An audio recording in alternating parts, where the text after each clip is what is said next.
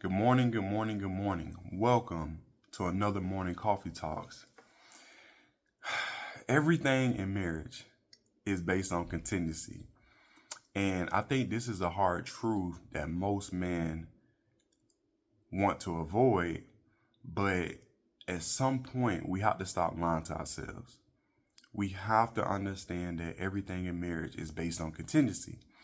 So you can think all you want that your wife loves and supports you unconditionally, but tell her that you're going to walk away from your steady income just to follow your passions and have no backup plan.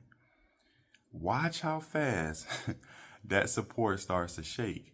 And for me, when I look at it, this isn't bitterness, this is biology.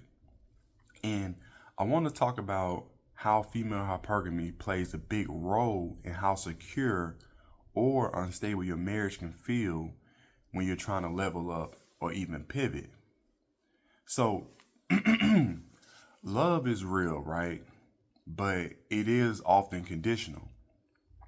And I think there's this mentality from men that, we go into marriage thinking, oh man, she'll love me no matter what.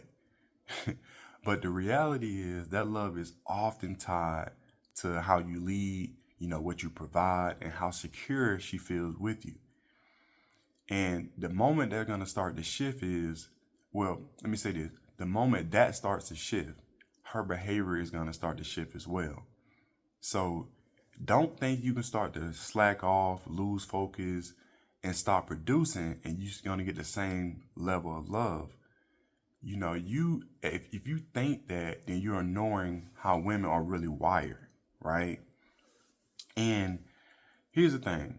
Hypergamy is basically a social tendency for women to seek a partner who is either equal or above them in status, right?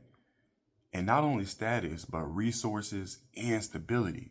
And when you break down really stability, that part there, that's a situation where it's like emotional, financially, socially, and physically, right? That stability part. And for me, I don't look at it as it's evil or, it's manipulative. I think it's just a natural instinct for them. You know, a woman she wants to look up to her man, but she doesn't want to feel like she has to carry him, right? So when you tell her, oh, I'm leaving my job to chase my dreams, listen, she not, at that point, she's not thinking emotionally. She's calculating the risk, right? So it isn't, I would say hypergamy isn't about her being a gold digger. It's about her needing security and staying connected and safe, right? So there's a lot of different love languages. But for me, what I've seen when it comes to women is security is always one of the top love languages, right? So for men, our love language would be peace, right? We want peace. But women, they want security, right? That's why so much of her support is based on how safe, structured, and stable she feels with you. You may think she should support your passions regardless, but if it look like you going backwards, that hypergamy is gonna set in, and she gonna see that as a threat, right? Because again, it's the lack of understanding the vision. See, it's easy to see what money can do. It's easy to see what status can do, but a vision that's not guaranteed, right? They can't see that, right? She Listen, a woman, they'll support that vision as long as it makes her feel secure, right? If it's not shaky, if it's not messing up the status quo, oh, they with it all day, right? But you have to stop expecting unconditional support for unstable moves.